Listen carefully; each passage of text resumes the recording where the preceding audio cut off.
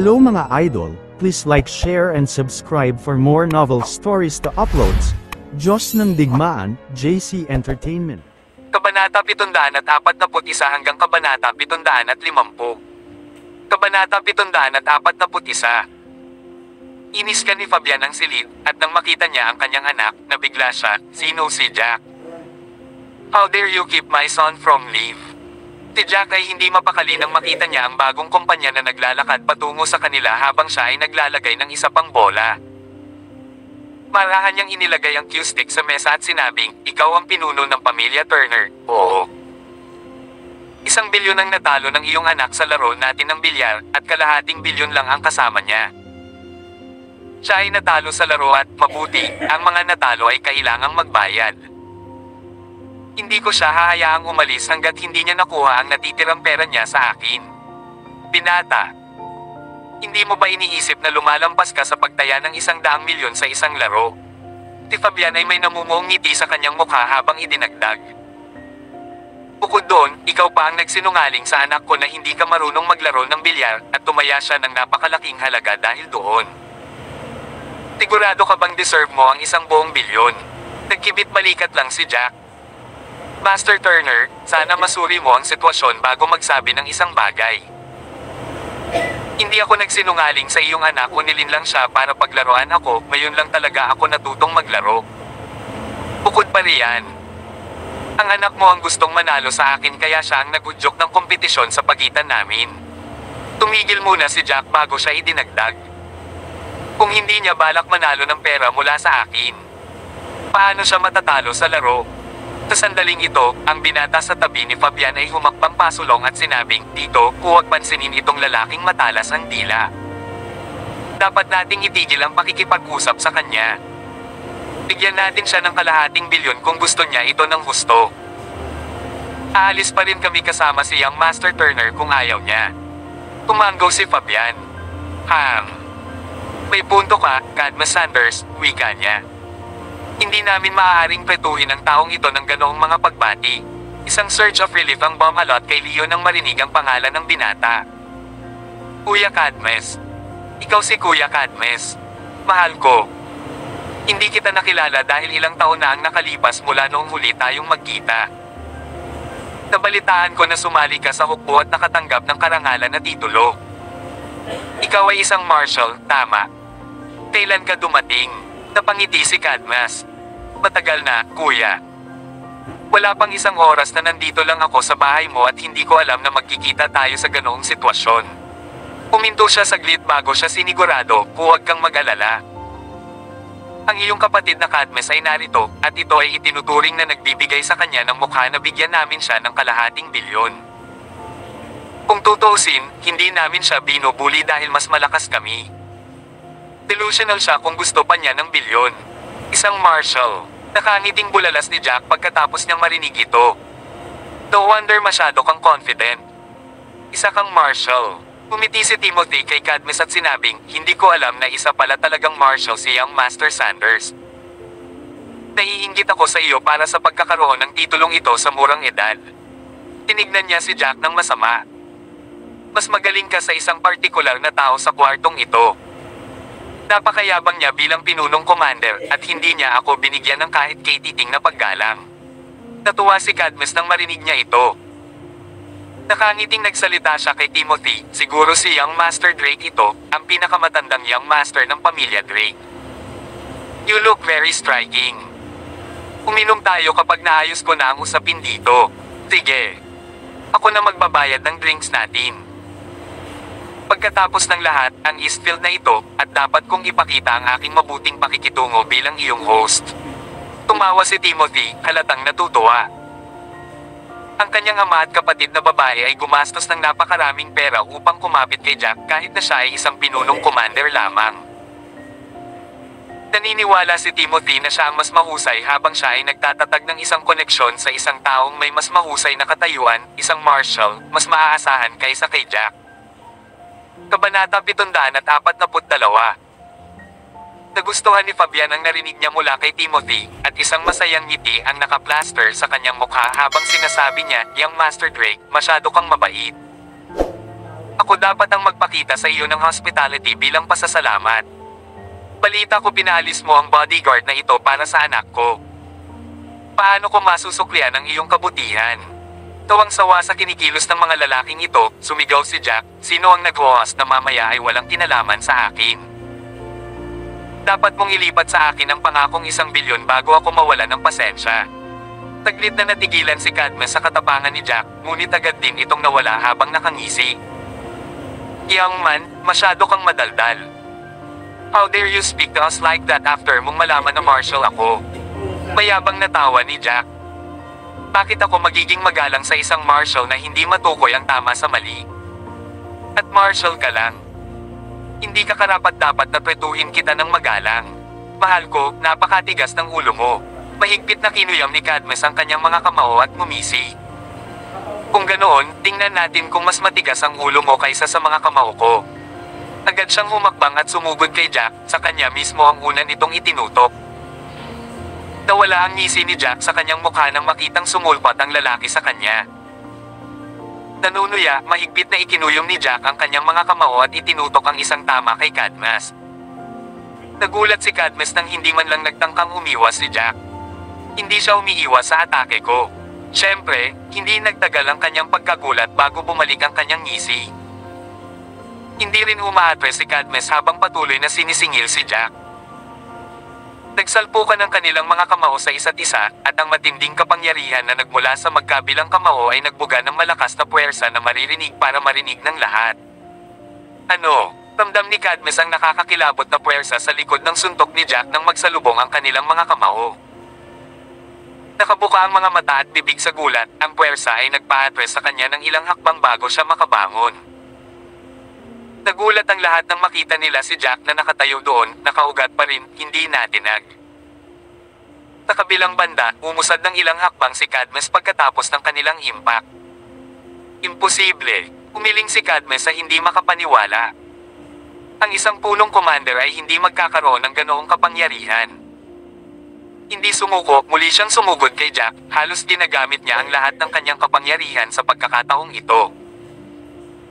Gayunpaman, nadagdagan din ni Jack ang kanyang kapangyarihan at muli na namang naging dahilan ng pagpapa-atres ni Cadmus ng ilang hakbang. Sa pagkakataong ito, hindi na makatayo si Cadmus dahil diretsyong bumagsak sa sahig. Paano? Paano ito posible? Hindi ba siya head commander? Natigilan si Leo na parang mga platito ang mga mata at bibig. Nakakamangha. Dapat tingin si Sharon sa figure ni Jack na may mga bituing mata. Kabanata 743. Napabuntong hininga na lang si Tanya na nakatayo sa gilid. Siya, ang kanyang ama, at si Spectre ay nakita kung gaano nakakatakot si Jack, at maaaring maging. Pagkatapos ng lahat, si Jack ay nakapatay ng 300 katao mula sa Eagle Clan sa kanyang sarili. Nagpadala pa rin ito ng panginginig sa kanyang gulugad nang maalala niya ang nangyari noong isang nakamamatay na gabi. Nakita niya ang isang master na lumitaw lamang sa mga nobela. Iyon din ang araw na nakita niyang may pumapatay sa kanilang mga kaaway ng walang pag-aalinlangan. Pamilyar siya sa lakas ni Spectre at napakalaking pagkakaiba kung ikukumpara kay Jack. Pinaalalahanan na ng kanyang ama ang kanyang kapatid na huwag saktan si Jack. Na sila ay dapat palaging nasa kanyang magagandang libro, ngunit ang kanyang kapatid na lalaki ay walang pag-iisip na pinaalis si Jack kanina lamang. Ito ay isang malaking kawalan para sa pamilya Drake. Talagang umaasa siya na hindi magtatanim ng sama ng loob si Jack dahil dito. Ikaw, hindi ka punong commander, hindi sa iyong lakas sa pakikipaglaban. Sino ka? Anong title mo? Si Marshal Cadmus ang pinakanagulat sa lahat.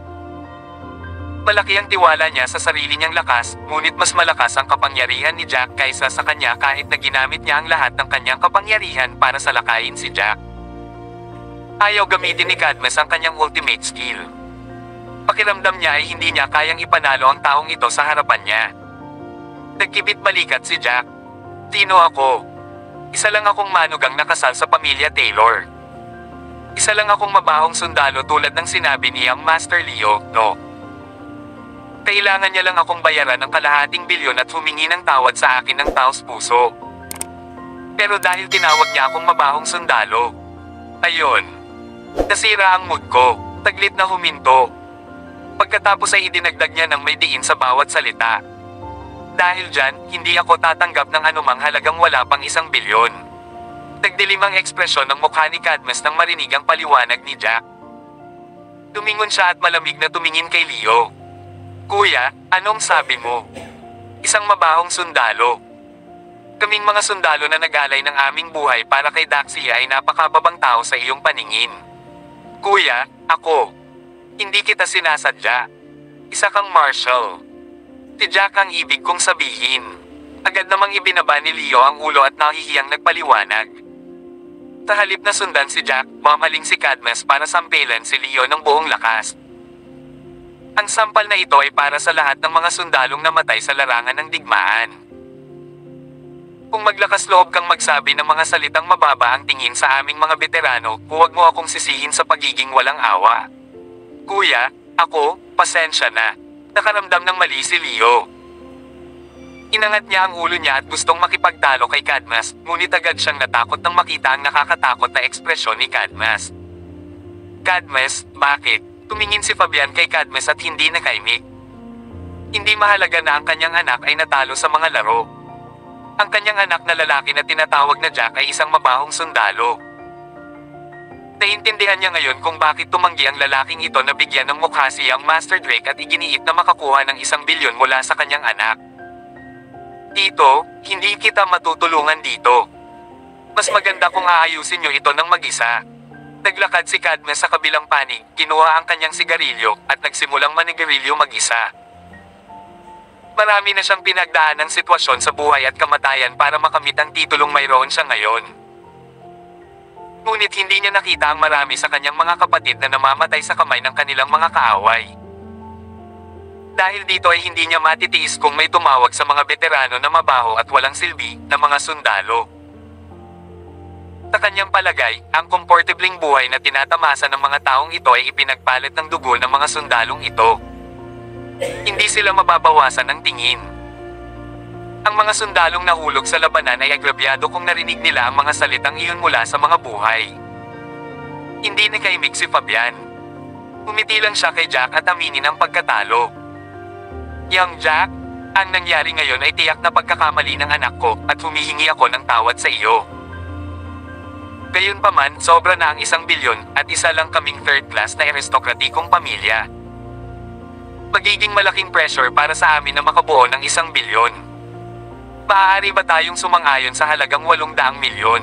Malamig na ngumiti si Jack pagkatapos niyang marinig ito. Ayoko nang mauulit. 1 bilyon, hindi bababa sa 1 sentimo. Kung hindi, papatayin ko kayong dalawa ng anak mo. Naniniwala ako na hindi ako mapipigilan ng Marshal Cadmus na ito. Nagulat na naman ang lahat. Ang sino mang mas mababa sa iba ay hindi mag-aangkin ng gayong mga matapang na bagay pagkatapos ng lahat. Ang lalaking nasa harap nila ay isang normal na manugang na nagpakasal sa pamilya ng asawa, tama ba? Hindi ba siya isang punong commander? Kabanata 744. Si Cadmus ay nakatayo mismo sa harap ni Jack, ngunit matapang na masasabi ni Jack na siya, isang marshal, ay hindi siya mapipigilan. Kung ganoon, talagang nangingibabaw siya. Hindi siya maglalakas loob na magsabi ng ganito kung wala man lang siyang lakas ng isang marshal o isang hari ng digmaan. Ito, dahil ayaw niyang bayaran si Jack ng 1 bilyon, ibinaling ni Fabian ang kanyang tingin kay Cadmus. Pagkatapos ng lahat, ang buong tapang na inangkin ni Jack ay sa halip ay nakakapagpakumbaba para kay Cadmus. Inaasahan niyang magagalit si Cadmus sa pagpili ng mga salita ni Jack. Naniniwala si Fabian na maaaring manalo si Cadmus laban kay Jack kung gagamitin niya ang lahat ng nakuha niya. Gayunpaman, hindi na lamang siya pinansin ni Cadmus at ibinalik ang kanyang paningin. Natigilan si Fabian. Pamaling si Fabian sa kanyang mahinang palusot sa isang anak at pamulong. Babayaran ko ang 500 milyon para sa iyo. Ngunit kailangan mong bayaran ang natitira ng mag-isa. Sige, ama. May mapait na ekspresyon sa mukha ni Leo at naramdaman niyang hindi patas para sa kanya ang nasa ganitong sitwasyon. Gayunpaman, wala siyang magawa sa sitwasyon. Pagkatapos ng lahat, kahit isang marshal ay nabigo na pabagsakin si Jack. Ano pa ang magagawa niya? Agad niyang inilipat ang pera sa bank account ni Jack. Pagkatapos ay sinabi niya ang account number ni Fabian Jack at hiniling sa kanya na ilipat ang natitirang halaga. Lubos na nalungkot si Fabian nang umalis ang malaking halaga ng pera sa kanyang bank account. Ang 500 milyon mula sa panig ni Leo ay napanalunan mula sa iba pang mga laro kaya hindi niya gaanong naramdaman. Gayunpaman, ang 500 milyon na ito ay mula sa kanyang sariling pamilya. Para sa isang third class na aristokratikong pamilya, ang perang ito ay nangangahulugan na kailangan nilang bawasan ang kanilang mga gastos pansamantala. Kawakas, tumingin si Fabian kay Jack at nagtanong. Sige, Jack. Pwede ba tayong umalis no? Oo naman. Tumanggaw si Jack.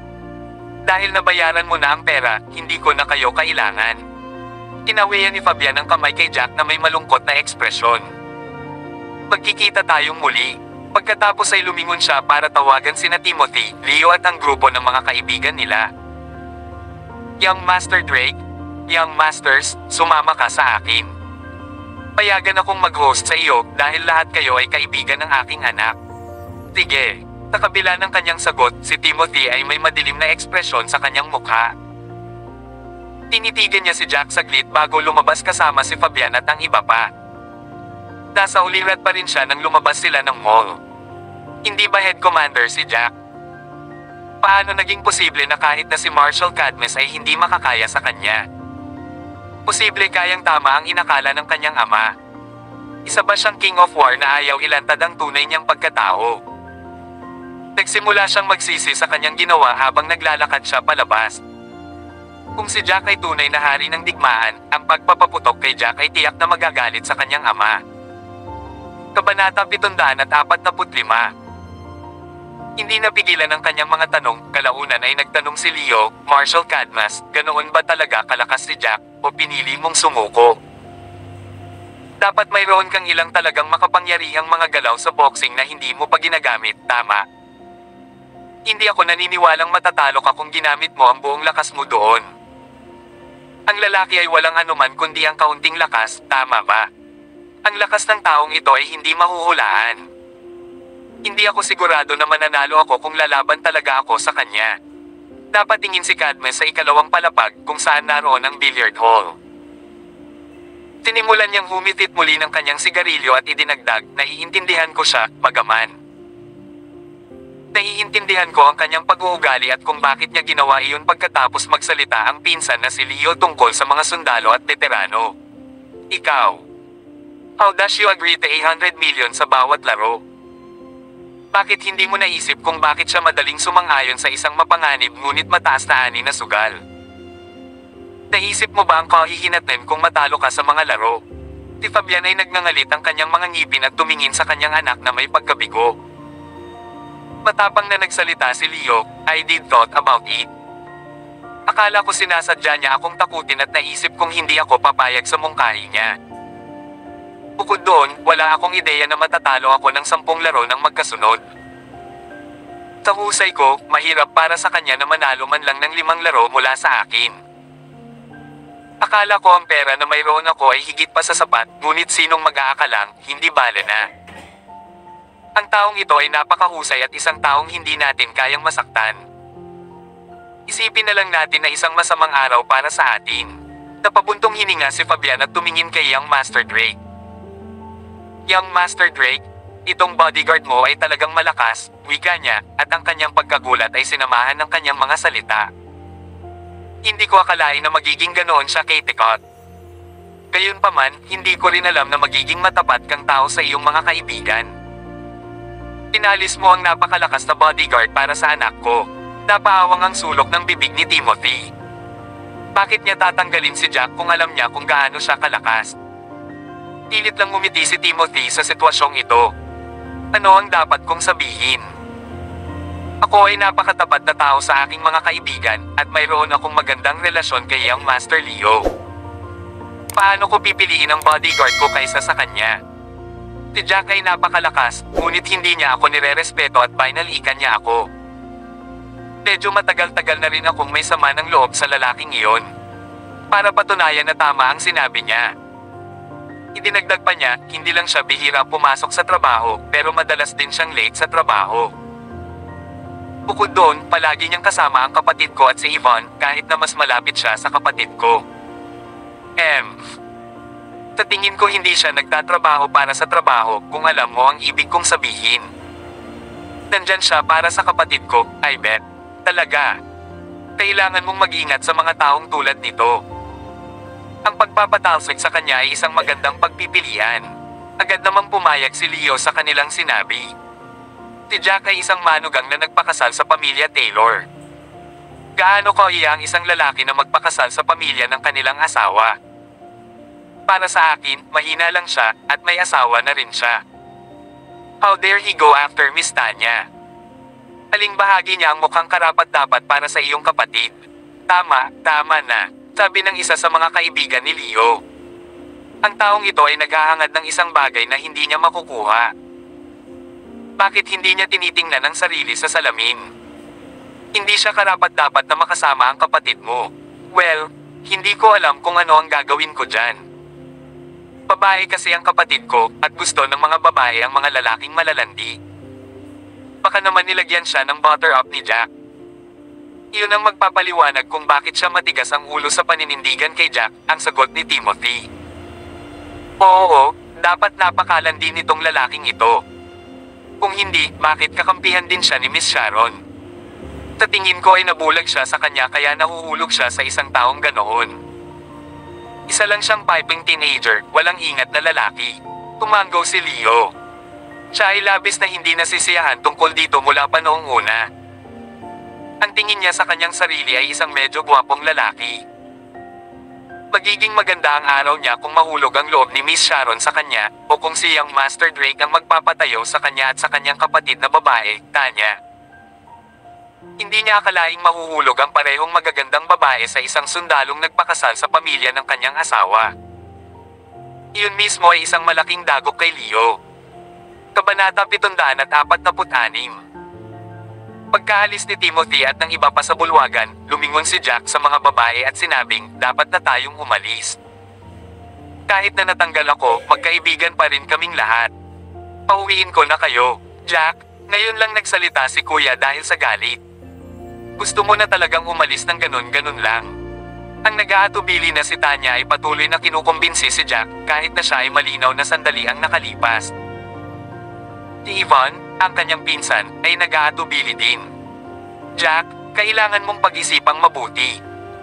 Napakahirap maghanap ng trabaho na may buwan ng sweldo na 20 milyon. Pagamat paminsan-minsan ay iniinis siya ng lalaking ito, masisiraan siya ng loob na panoorin itong umalis. Wala akong pagsisisihan kapag nakabuo na ang isip ko. Tumawa si Jack. On top of that, hindi ba ako nanalo lang ng 1 billion from the few rounds of billiards?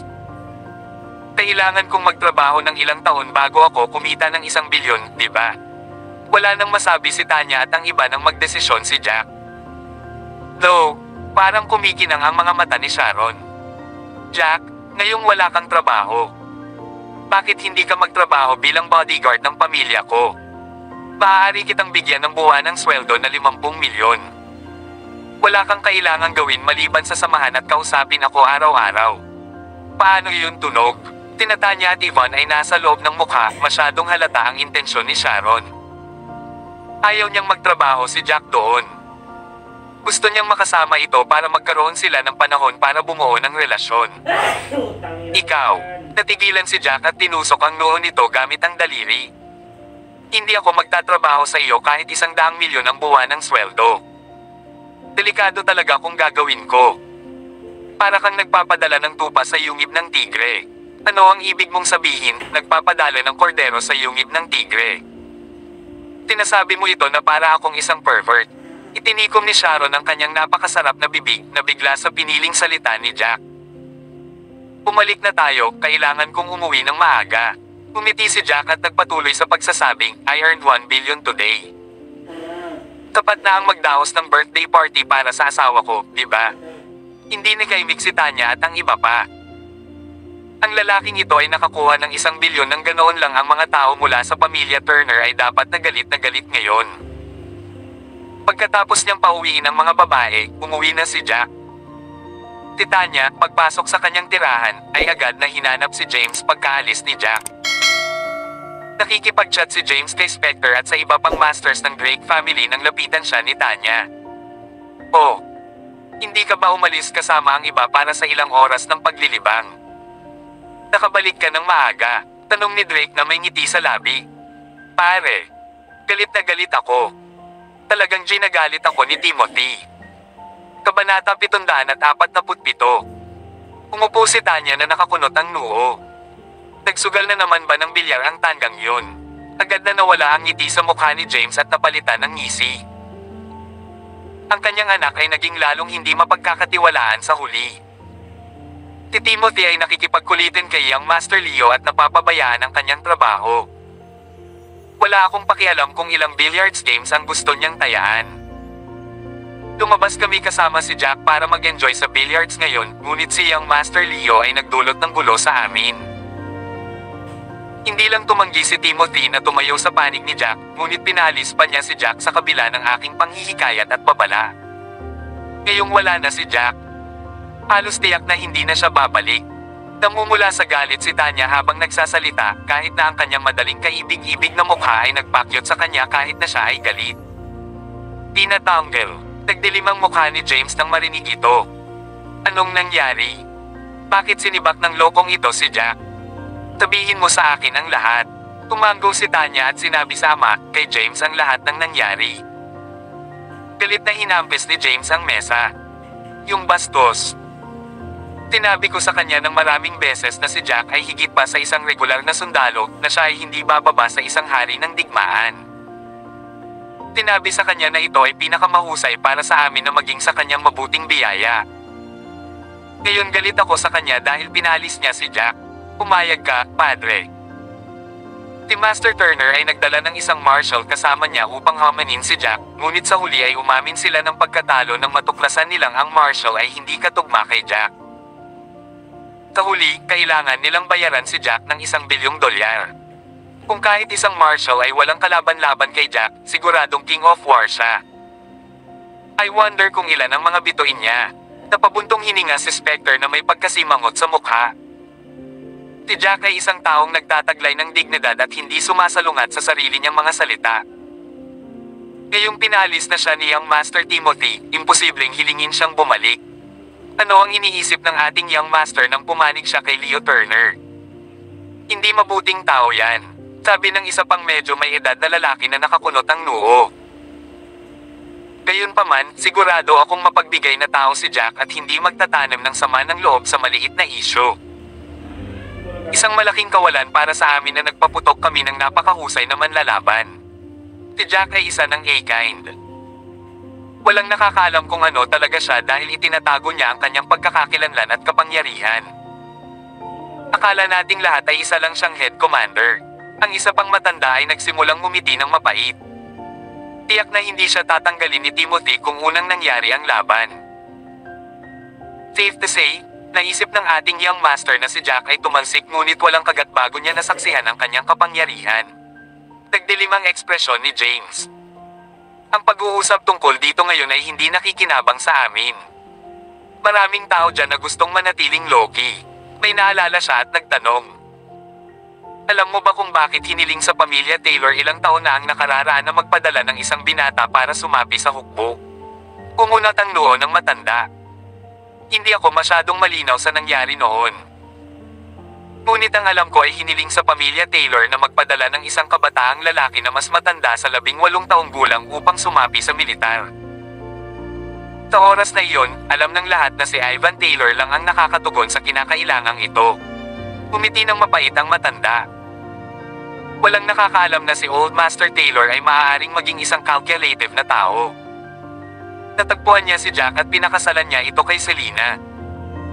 Nang matapos iyon, ang manugang na ito ay sumama sa hanay bilang kahalili ni Ivan dahil natugunan din niya ang mga kinakailangan. Tumanggo si James. Tama iyan. Alam ng lahat kung gaano mapanganib ang sitwasyon. Ito ay isang buhay at kamatayang usapin at ang mga Young Masters tulad ni Ivan Taylor ay hindi angkop na malagay sa sitwasyong iyon. Hindi makakaligtas si Ivan sa anumang laban kung siya ang inarkila. Napakatalino ni Old Master Taylor na makaisip ng ideyang iyon, ngunit hindi niya akalain na matutulog si MS. Tili na kay Jack sa gabi ng kanilang kasal. At babalik si Jack ng buhay pagkalipas ng 5 taon. May naalala ang isang elder at nagtanong bakit itinalaga ang pamilya Taylor ng isang posisyon sa simula. Pambihira itong mangyari. Posible bang nasaktan nila ang isang makapangyarihang tao? Kabanata 748. Tumanggo si James sa matanda at nagpaliwanag, taon na ang nakalipas, nag-cross ang landas ni Ivan sa isang batang babae na dumating kasama ang ilan pang kabataan, at lahat sila ay nasa biyahe. Si Ivan, pagkakita sa kagandahan ng dalaga, gustong samantalahin siya kaya niyakap niya ito. Dahil dito, pinalo ng grupo ng mga kabataang lalaki si Ivan bago sila umalis. Huminto muna si James dito bago nagpatuloy. Bago sila umalis, hiningi nila ang pangalan at background check ni Ivan. Nagbabala sila na dapat maging handa si Ivan sa kanyang kamatayan. Dahil sila ay mga taong hindi maaaring ipagsapalaran ni Ivan na masaktan.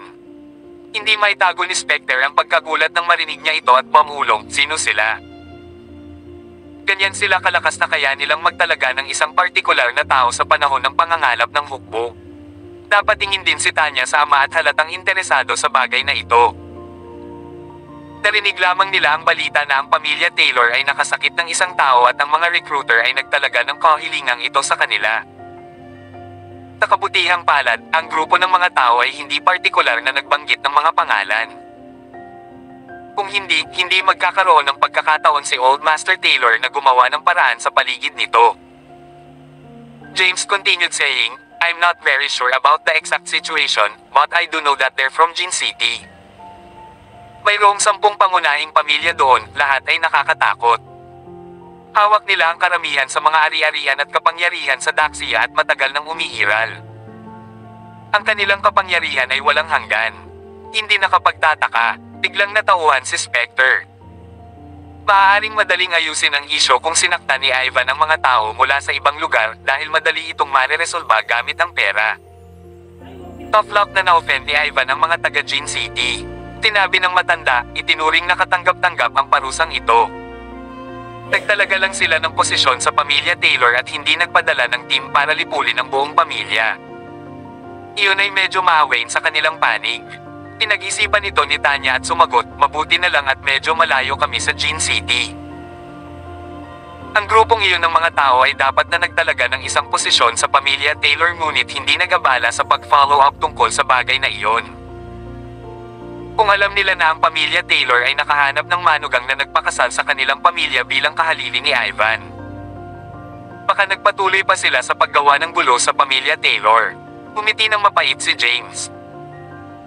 Kahit ano paman, ang mga taong ito ay humiling ng isang tao mula sa mga nakababatang miyembro ng pamilya Taylor na mas matanda sa 18 taong gulang. Si Jack, bagamat isang manugang lamang, ay maaaring ituring na miyembro ng pamilya Taylor habang tinutupad niya ang kinakailangan. Tiyak na karapat-dapat si Jack.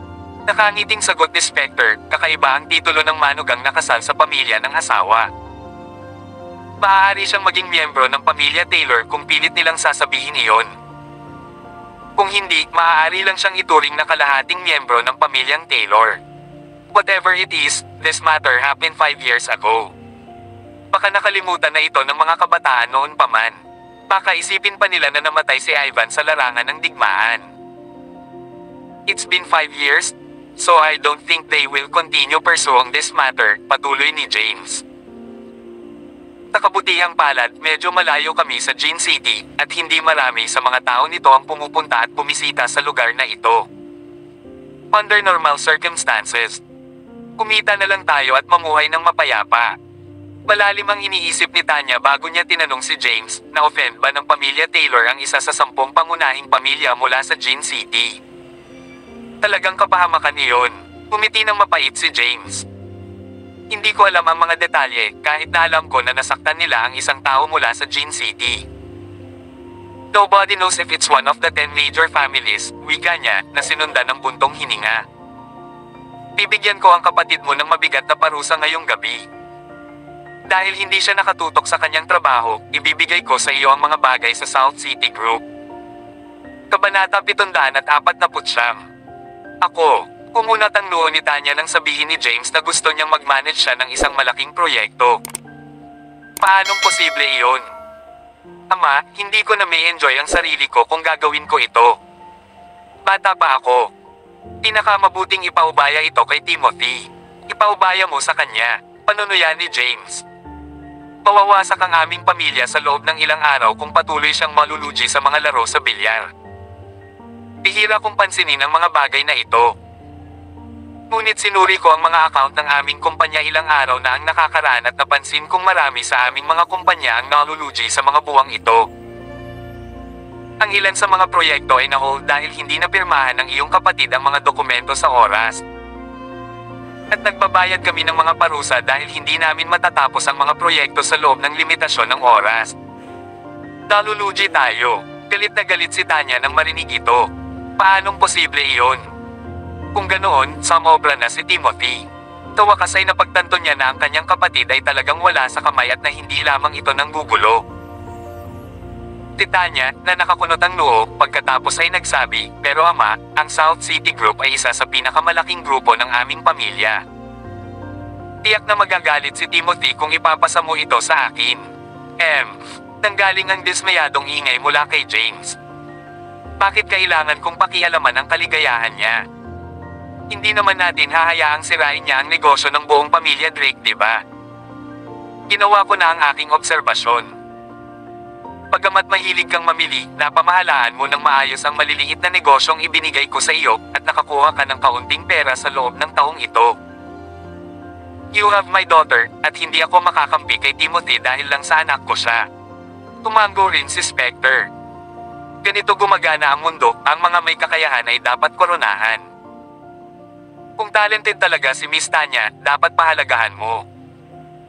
Kung tutusin, mayaman ang pamilya Drake, ngunit malalampasan tayo ng ibang makapangyarihang pamilya sa loob lamang ng ilang taon kung hindi maayos ang pamamahala natin. Papahamak iyon. Oo, tumango naman ang iba bilang pagsang-ayon. It's okay lang kung ganoon. Hindi nakaimik si Tanya. Kahit ayaw niyang makipagkompetensya sa sarili niyang kapatid, talagang nag-aalala siya sa sitwasyon ngayon ni Timothy. Bukod doon, may sense ang sinabi ng kanyang ama. Ang South City Group ay palaging kumikita ng pera at bihirang magkaroon ng anumang pagkalugi. Hindi sila maaaring magpanggap na parang walang nangyari nang ang isang malaking grupo na nasa tamang landas ay nakararanas ng pagkatalo. Sa sandaling ito, nakarating na si Jack sa bahay. Hoy, bakit ang aga mo umuwi? Ang aga mong bumalik, masayang wika ni Fiona nang makitang bumalik na si Jack. Mas maganda kung hindi ka aalis ng maaga sa trabaho araw-araw. Kung tutusin, nagtatrabaho ka para sa kanila, at mas maganda kung papasok ka sa trabaho at aalis sa trabaho sa oras. Natatakot ako na hindi masisiyahan si Miss Tanya kung madalas mong gawin ito. Napangiti ng mapait si Jack nang marinig ito. Hindi magiging malungkot si Miss Tanya, pero si Young Master Drake. Pinalis niya ako ngayon, kaya nga bumalik ako kanina. Kabanata 750. Oh, pinalis ka ni Young Master Drake. Nakangiting sabi ni Fiona bago siya biglang natigilan sa realisasyon. Ano? Natanggal ka na. Sabi mo natanggal ka. May problema ba? Pinalis ka talaga nila. Ano ang nangyayari? Bakit ka sumisigaw? Tanong ni Andrew habang papalabas ng bahay para mamasyal. Jack. Siya. Tinabi niya na siya ay tinanggal. Pakinggan mo siya. Siya ay tinanggal sa trabaho na may buwan ng kita na 20 milyon. Tinadyakan ni Fiona ang kanyang binti sa galit at labis na nadismaya. Ano? Nagulat din si Andrew nang marinig niya ito. Jack, nagbibiro ka ba? Nagsisinungaling ka ba sa amin? Paano ka natatanggal bigla? Natulala siya sa sandaling ito. Mukhang hindi ito tama. Paano ka matatanggal sa trabaho? Wala ka bang magandang relasyon sa mga Drake? Hindi ba si Miss Tanya ay nagsalita ng mabait para sa iyo? Bakit ka pinalis ni Young Master Drake? Imposible ba talagang mailigtas ang sitwasyon? Si Fiona ay natarante at nagtanong kung ano talaga ang nangyari. Hindi naman siguro. Diba sabi mo tinulungan mo si Miss Tanya na labanan ng mga gangster? Hindi ako pinapalis ni Miss Tanya at James. Nagsalita din si Miss Tanya sa ngalan ko. Tumawa si Jack bago nagpatuloy. Gayunpaman, ang sinabi ni Young Master Drake ay naging sanhi ng hindi ko gustong magtrabaho para sa kanila. Ano ba talaga ang nangyari? Naging balisa si Andrew sa katotohanang nawala ng trabaho si Jack na may ganoong kalaking kita. Ano ang dapat nilang gawin? Kung tutusin, wala pang 100 milyon ang kasama ni Jack. Ang kanilang pamilya ay may mga katulong at 100 bodyguard. Siguradong hindi sapat ang 1 milyong buwan ng sweldo ni Selena. Siyempre, napakaraming pera ang dala ni Fiona, ngunit hindi ba nangako si Jack sa kanyang anak na isang birthday party na nakakapukaw sa lungsod? Ang mga patalastas ay tapos na rin. Ano ang dapat nilang gawin kung wala silang sapat na pera? Gagamitin ba nila ang pera niya? Ito ang bumaba. Nagpunta ako upang maglaro ng bilyar kasama si Tanya at ang iba pa, at sa huli ay nasaktan ko si Leo Turner. Maganda ang relasyon niya kay Young Master Drake. Tumaya siya ng mabigat na taya laban sa akin sa ilang round ng bilyar na natalo siya ng 10 round. Babayaran niya sana ako, pero kulang ang dala niya. Tumulong si Young Master Drake na magsalita sa ngalan ni Leo, ngunit hindi ako sumang-ayon sa kanila. Tinabi ni Young Master Drake na hindi ko siya pinagbigyan o binigyan ng mukha, kaya pinagalitan niya ako at sinabing gusto niya akong tanggalin. Dahil sinabi na niya na tatanggalin niya ako, bakit kailangan kong manatili doon? Hindi ako masyadong walang hiya. Napangiti ng walang pakialam si Jack pagkatapos niyang magsalita. Kumuha siya ng sigarilyo, sinindihan at huminga.